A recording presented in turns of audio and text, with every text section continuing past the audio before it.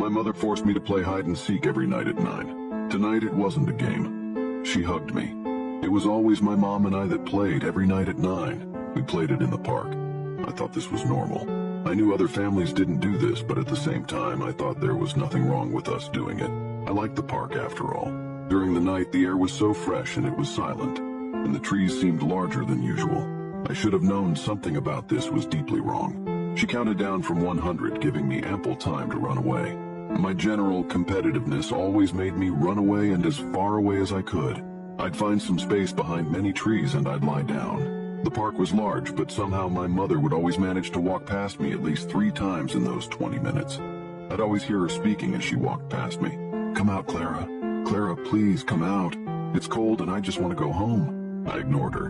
When we first started with the games, I'd been foolish enough to leave my hiding spot. My mother's face immediately turned into one of fury. She'd walk up and grab me tightly by the shoulder as she scolded me relentlessly. "I told you not to listen to me, didn't I?" She would drag me back to the car and ignore me until the next day when we played. I didn't know why she did it. After I'd stopped listening to her during the 20 minutes of game time, it would no longer trick me. I knew she was lying, and it simply seemed like a waste of breath and energy to keep calling out for me. She got angry when she found me too. The park was a huge place, and if she hid somewhere I would never find her, but somehow my mother was excellent at tracking me down. It was like she sniffed me and hunted me down. Instead of getting angry at me, she got disappointed. She'd sigh loudly and her eyes would tear up before she'd dejectedly walk to the car. That gave me the worst feeling ever, filling me with inadequacy. One time she found me after only 2 minutes and she broke down sobbing. I didn't get it. I felt a huge urge to win. I needed it, so I started to get creative. I hid myself in the bushes. I changed my clothing to be more green and black and generally more inconspicuous. I got high up in trees so it would be difficult to see me from the ground. I learned how to stay still, really still. And when I won, my mother would give me a smile. It wasn't a smile of happiness or a smile of pleasure. It was more a relieved smile, but I felt so proud when I saw it. At the same time, however, she looked evil, almost dangerous in a way. Then my father came back from the store. One day when I came back from school, I saw him talking to my mother. He was almost never home, actually. I'd seen him twice in my entire life, and my mother never really spoke about him. He was really just a stranger to me. I noticed the expression on my mother's face immediately. It was pale, white, shaking, eyes wide. I couldn't hear what he was saying, so I got closer in towards them. Of course, their conversation stopped just as I did it. Well, my father stopped speaking. The expression on my mother stayed the same. He turned to me and smiled in a wolfish way. It made me recoil away with disgust. He sneered. He effing sneered. I thought it was normal that was how my classmates acted after all. Later that same day, when my father was off in the toilet, my mother got close to me and whispered, "Don't come out, not even after 20 minutes. My father got really energetic right before bedtime. I thought we'd skip the whole hide-and-seek thing. My mom looked really sick, and looking at the clock, she said, "Let's take a trip to the park." I immediately noticed that she didn't mention hide-and-seek. "Why?" my father asked. "Why not? Get some fresh air, maybe." "Fine," he said. "I like 'em active anyway." What the hell did he mean by that? Mom told me to change with a certain look, and I caught what she meant immediately. Put on hiding clothes. After doing it, we got into the car and we drove to the park. My mother was silent the entire way, but my father hummed. We walked together in the park for a while, my dad mumbling about work. I don't remember much of it. Honestly, it didn't sound like any job I'd ever heard. Then, suddenly my mother pointed at a tree in the distance. I noticed that it was the same tree she'd found me hiding behind the last time she'd caught me. These trees get so old, then they die. It's a shame they're stuck in place, unable to get away from the virus. She was saying, "Get away and hide. Death is the way of all living things," Dad said. "No need to fear it. I think I saw a squirrel in that tree," I said. "I'm going to go check it out." I disappeared into the forest I'd grown well acquainted to. I got behind a hill before changing direction and moving away. I made sure to try to move on the spots that wouldn't leave a mark.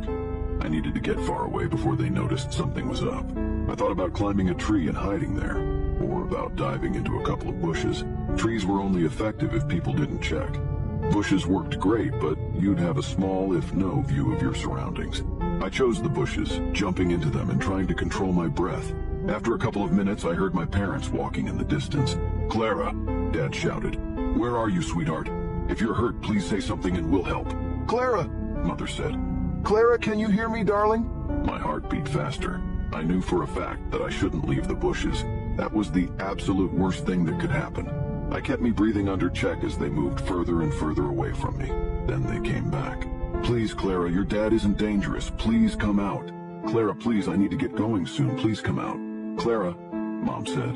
Where are you? Stop this silly nonsense, Dad said. Their voices eventually faded out. I stayed there in the same position for nearly a whole hour. My body started to ache and I could feel insect crawling around on the back of my leg. I really wanted to leave this position. I heard a stick snap in the distance. It came from behind me. I hadn't heard their voices at all. Had they just stopped speaking? That terrified me, and I felt I needed to turn around and get a view, but I knew that would give me away. Clara, stop with this silly nonsense. Come out. I was entirely silent. Clara, please come out. Her voice was turning more and more desperate, more guttural. Fortunately, it was what seemed to be around 70 meters away from me, but she was approaching. Clara, Mom said, I'm getting tired. I just want to go home, eat, and sleep. I stayed silent as the voice grew louder. She was approaching me. I know you're in the area. It's only a moment of time before I find you. I will skin you, haha. I'll start with your forearms, peeling off your skin with a dull knife, just like peeling back cheese. I wager there'll be lots of blood coming out, and screaming. I won't be able to focus, but that's all right. I can always switch to your other arm. She came closer. You won't like it. I certainly wouldn't. But I'm not as stupid and disgusting as you are, Clara. No. I'm glad I'm not a creature of filth like you. The only good you can serve is by being in my belly, by fueling me. I'll find you. The voice was only 20 meters away. You'll regret not coming out. 10 meters. You know I don't eat the bones. They get stuck in my throat, but I can't leave them. I'll probably take them home with me and suck on them. They have a good taste, you know. It'll be perfect. 2 meters. She giggled. Did she find me? Oh no. I debated whether I should stay still and hope for the best, or if I should look back. My fear was killing me and it had to know, but I know looking would make noise. No, I had to stay still. I know where you are, she said, but then she began walking away from my spot. I'll suck on your eyeballs before swallowing them. They're better whole and they're always wet and squishy, so they go down the throat easily. If not, there's always blood. Oh, a mouthful of warm blood, is there a better feeling? I stayed still for that entire night, even after I was certain that they'd gone away. It was only when the sun was above me and I could hear other children that I stood up. One child jumped back and shrieked. He must have gotten properly terrified. Then I made my way back home. Dad wasn't there, but Mom was.